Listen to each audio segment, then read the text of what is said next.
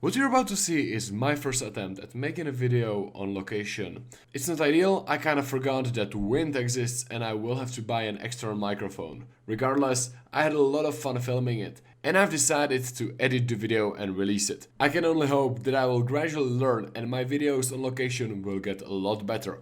If you have any tips for recording these sorts of videos, please let me know. I also want to thank my girlfriend Zuzka and my friend Adam, who were a wonderful camera crew, even though they kept laughing at me. But honestly, who the hell wouldn't? Without further ado, please enjoy the video.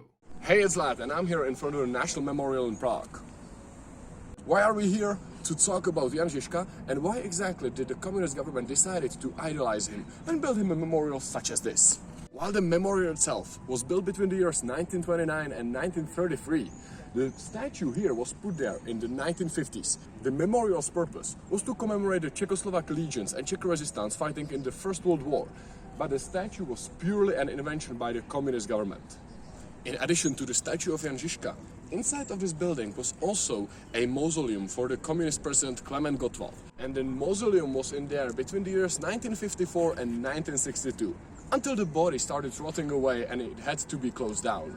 Before we start talking about why did the communist government decide to idolize the Hussite movement and Jan Žižka, let's talk about Jan Žižka's life.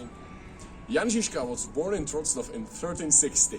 He spent his youth as a brigand, proclaiming that the noble family of Rosenberg and the city of České Budějovice were his enemies. But his claim to fame is as a Hussite general, inventing tactics such as the wagon wall. The wagon wall itself could be considered as a precursor to mobile fortress warfare. What I'm trying to say here is that the Hussites invented tanks and nobody can change my mind. He died in 1424 in Přibyslav, and the Hussite wars were still in full swing. At that point, he was already blind from the siege of Castle Raby, and he fought and won many battles. One of them was even on this hill, Vítkov.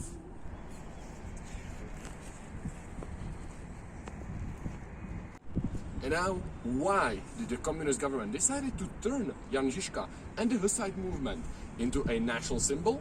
Firstly, historically, the Hussite movement was seen as a symbol of purely Czech resistance against the Austrian Catholics.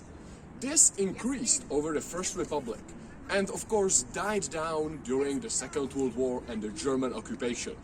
Secondly, the Marxist interpretation of the Hussite wars is that of the proletariat rising up against the noble classes. Well, it isn't necessarily true, because most of the Hussite leaders were less than nobles. It still suits the general narrative. Not to mention, such an event happening in the 15th century is quite curious. And thirdly, by some definitions, the city of Tábor could be considered as a proto-commune, because the city operated on some basic level of collective ownership. While I don't necessarily agree with that, I see Tábor much more as a religious cult. Some people might agree with that, especially those more left-leaning ones. So in conclusion, while the communist governments all over the world tried to reinvent history and create their own national symbols, they quickly realized that the best way to manipulate a lot of people is through history. Thanks a ton for watching. Bye.